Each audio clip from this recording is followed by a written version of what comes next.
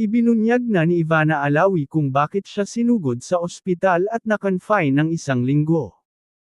Hindi nabanggit kung ano mismo ang naging sakit ni Ivana, pero idinetalye niya sa latest YouTube vlog ang pinagdaanan niyang sakit. Paglalarawan pa nga ng vlogger-actress, ito ang pinakamatinding pain na naranasan niya. Aniya, feeling ko, nagpaalam pa nga ako sa mama ko tapos feeling ko talaga, it is really my second life. Kwento niya, may problem ako sa ovaries and that's how it started.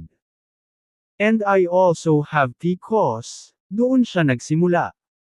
Kasunod niyan, isinalaysay ni Ivana kung ano ang mga ininde niya sa katawan, at kabilang na nga riyan yung pagkakaroon ng tubig sa kanyang tiyan. I got fluid in my stomach na sobrang napuno na siya. Day by day habang nasa ospital ako, umaangat ng umaangat yung fluid sa tiyan ko. Mukha akong 5 months pregnant, basta ang laki niya. Patuloy ng aktres, it grew day by day tapos nung pad-ulo na, parang patigas na siya ng patigas. Tapos yung sakit, hindi na ako makahinga. Konting lakad ko lang, parang hihimatayin ako.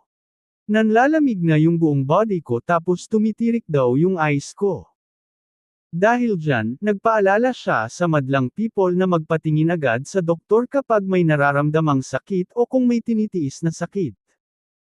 Aniya, huwag niyong antayin na lumala, kasi the earlier the better. Dagdag pa niya, siguro kung hindi ako pumunta ng ospital, baka wala na ako dito. Ganung level. Inamin ni Ivana na hindi siya natakot sa nangyari sa kanya, pero ang iniisip niya ay yung kanyang pamilya. Hindi ko nga iniisip kung paano yung savings ko, paano yung mga properties tapos more of kung paano yung family ko, lahad niya sa vlog. Kasunod niyan, idinetalye naman niya kung ano yung mga ginawa sa kanya sa ospital upang humupa na yung sakit na nararamdaman niya, dahil hindi na raw niya ito kinakaya. So ayun, pinasok nila yung tube and they started to drain. Tapos meron daw 2 liters, yung fluid. Pinupush na yung lungs ko, that's why nahihirapan na akong huminga.